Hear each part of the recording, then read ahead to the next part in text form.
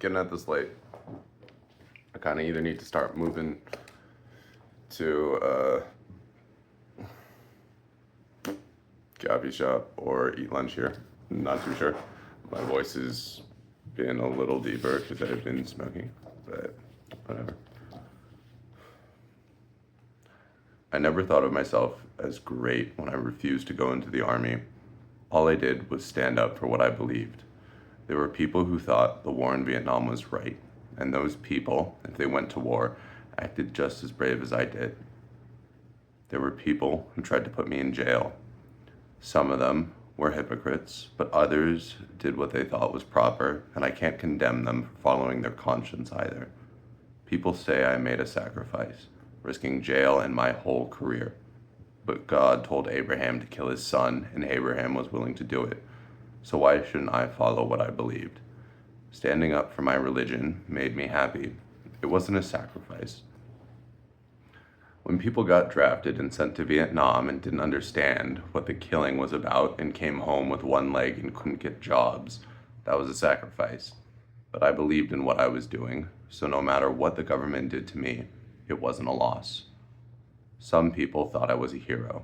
Some people said that what I did was wrong, but everything I did was according to my conscience. I wasn't trying to be a leader. I just wanted to be free.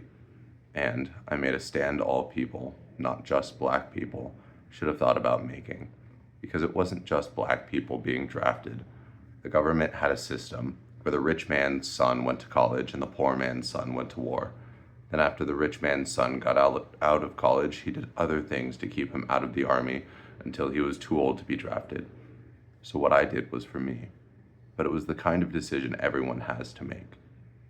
Freedom means being able to follow your religion, but it also means carrying the responsibility to choose between right and wrong. So when the time came for me to make up my mind about going into the army, I knew people were dying in Vietnam for nothing, and I should live by what I thought was right. I wanted America to be America, and now the whole world knows that.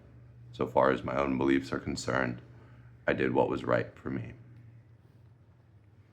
Changing my name was one of the most important things that happened to me in my life.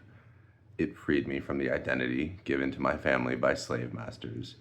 If Hitler changed the names of people he was killing, and instead of killing them made them slaves, after the war those people would have changed their slave names. That's all I was doing. People change their names all the time, and no one complains. Actors and actresses change their name. The Pope changes his name. Joe Louis and Sugar Ray Robinson changed their names.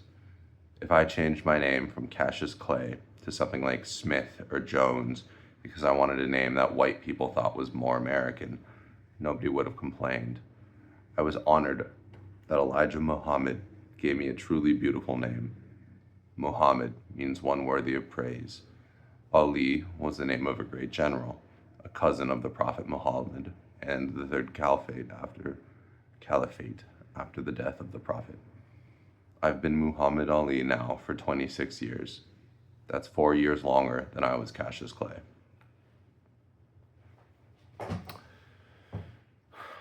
Muhammad Ali, immediately after winning the heavyweight championship of the world in 1964, prize fighter Cassius Clay Jr. announced that he was a black Muslim and had changed his name to Muhammad Ali. After defending the championship 9 times within 2 years, Ali became one of the most controversial figures in American history.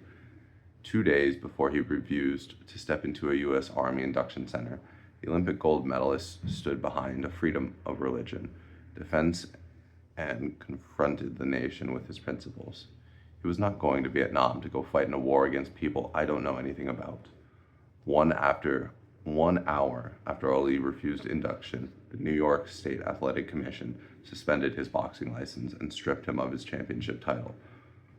Ali regained his title in 1974 by knocking out George Foreman. In the early 1990s, Ali spoke to the 2 most important decisions he's ever made: defying the draft and changing his name.